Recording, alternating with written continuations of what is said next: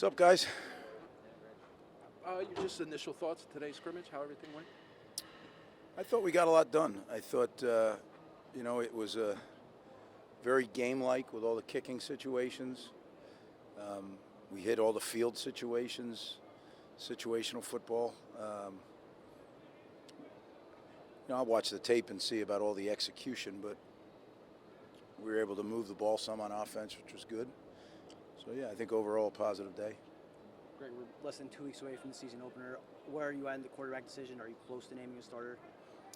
I'll look at this one today and then visit with the staff. We get a little catch your breath before we move on to Boston College here. So, all the quarterbacks, I thought they performed well today. So, we'll see. We're midway through camp. You've mentioned on a couple of occasions about guys being bumped, things of that sort. Where are you guys at injury-wise? Are you fine with where you guys are there? Any major concerns, anything? Well, when you have, we've been at it now for 17, 18 practices. You're going to have some guys. The surgical ones are, the ones that worry you because they're done for a while. But I think we're in decent shape moving into this next phase. So tomorrow will be a recovery day, and I'm sure it's well needed. These last 4 days have been tough, but I'm pleased. Where do you feel like you're at with the offensive line in terms of knowing who the best 5 are at this point? I think we're close. I think we know who the best 8 are, and then I think we know who the best 12 are, right? So we've got them ranked. I'm just not sure out of the best 8 if we know who the best 5 are. That'll be the decision, which is a little bit of a brain twister there, right? You talked about Tyreem and Dion at linebacker. How's the rest of that position rounding out, especially with all the injuries there? Well, I think Austin Dean is making progress. I would say that Jameer Wright Collins is a very good move. He's a natural at the position, so he just needs repetitions and experience, but he'll be a very good linebacker. Greg, you mentioned you did a lot of kicking situations today. Obviously, a couple new faces in that room. How's that competition kind of coming along? Yeah, I think I think Jude has established himself as our kicker, and he's done a good job in the camp. I think obviously in the punting situation, we know who that is. So, yeah, I'm pleased with our specialists. The long snapper is the one that I'm still not sure of. They're both doing well. It's just going to be a matter of what's the better choice of the two. Greg, I know you're locked in, but do you get a chance to see what's going on with some of your young players in the NFL from last year, Pacheco, Melton, and Fatukasi, and what the kids are talking about? I've only heard, Fooch. I have not been able to watch it at all, but I hear that they're doing well, and I'm really proud of them. The whole thing about when you go in as a rookie is just put your head down and chop. Don't you worry about all the other stuff later, because there may not be anything to worry about unless you take care of business now. So I can sense that from what the reports I'm getting that they're doing that they're staying on the chop, and hopefully they can get a spot on the club.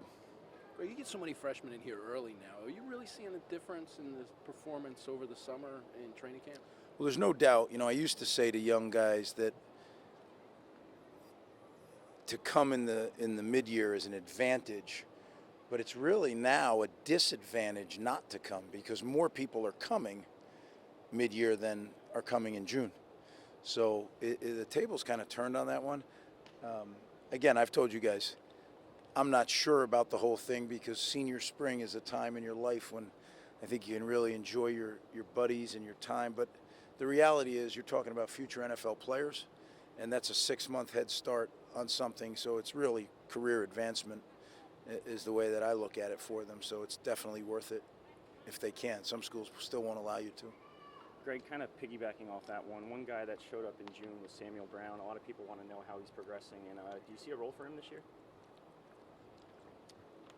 Samuel Brown has done it very well. He's got a chance to be a very good player.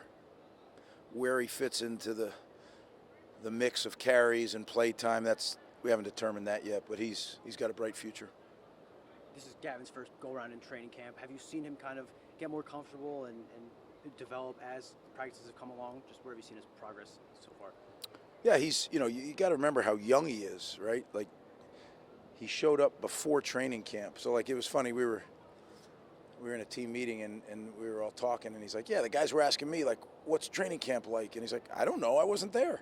He came when school started. So this really was his first training camp. So much like the other freshmen, it was a learning experience, but he improved. How are you going to distribute the days? Is it still camp mode? Are you doing prep stuff? Is it more traditional? We will have a recovery day tomorrow, and then we will kind of break camp.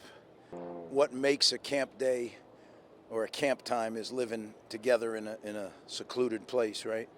We will move out Monday in the afternoon, and then they'll be moving into their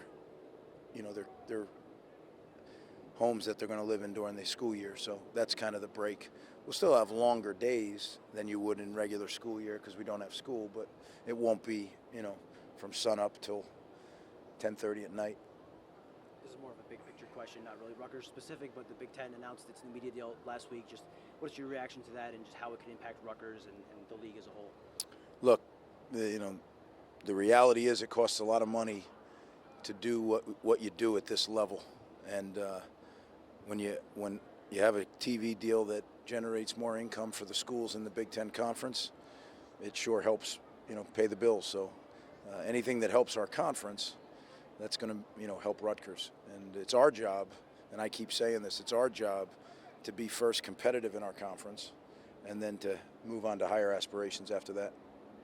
Thank you, guys.